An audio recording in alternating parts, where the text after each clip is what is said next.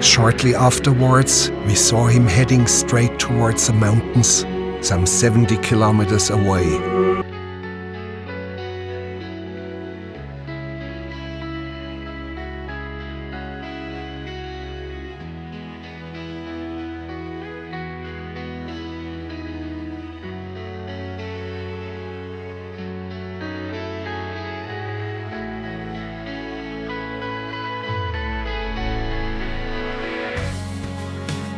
What's this? An actual PvP related video? Well, it's about time. I've played this game for over 13 years now, and one aspect of the game that's always attracted me was PvP. Even as a young noob with no damn clue what the hell was going on, I always enjoyed jumping into the moors as a goofy free-to-play reaver, and at least pretending I was doing something useful. But nowadays, even as a self-titled god at this game, the ego is contained just enough to admit that yes, I'm having a good time.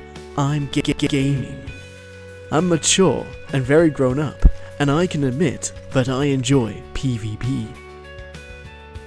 Granted, the magical land of PvP has been neglected by the developers for the majority of my time playing Lotro, and as a result, I know that the Moors community is one that is, for lack of better terms, fed up and prone to fits of doomer posting and angry screeching.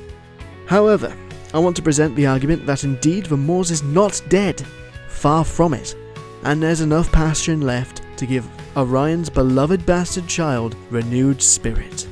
And as part of that renewed spirit, and whether you like it or not, Siege is coming. So to help you come to terms with this brand new system, I'm just going to cover it very briefly for you.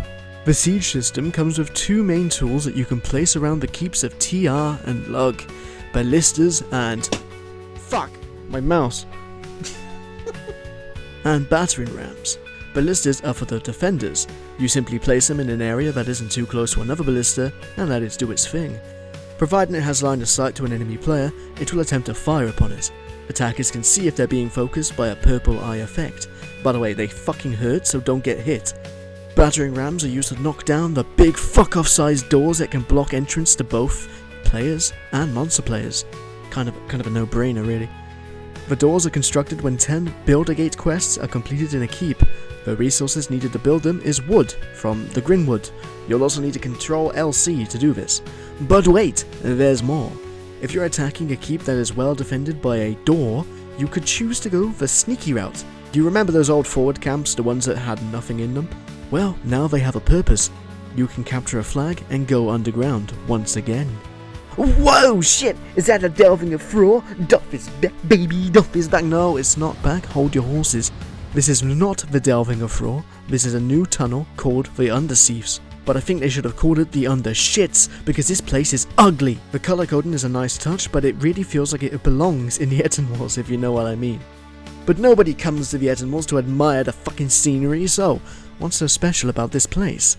Through this new tunnel system, you can go through the basement of a keep and come out behind them and fuck them in their asses! That is not all. The Underseafs hosts a battle arena, minigame sort of thing. Observe. Yeah, it's still in beta, so we can't really play around with it too much, but still, it's a neat proof of concept for more organised, objective-based fights, which is something I really want them to do sometime. However, what is the point of all this? Other than to diversify the action a bit, there will be rewards. It's beta, so I can't really talk about that much yet, but there should be incentives for both attacking and defending a keep. The footage and screenshots I'm using were mostly from the first Bull Aura. Orion logged on, and together with a few other gamers, we managed to get some good feedback from the Moors. I always find it fascinating how the most passionate developers are the ones who communicate the most with the player base, but not just that, they actually log on to play the game with us. And at risk of sounding like a parasocial normie, I think that's a good thing. It's important for developers to get actionable feedback from players who deeply interact with the updates and changes.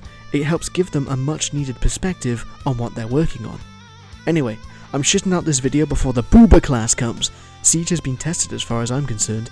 Feedback has been given in abundance, and if you're passionate about the Moors as I am, I encourage you to get involved and communicate with the developers with feedback. Your voice is being heard.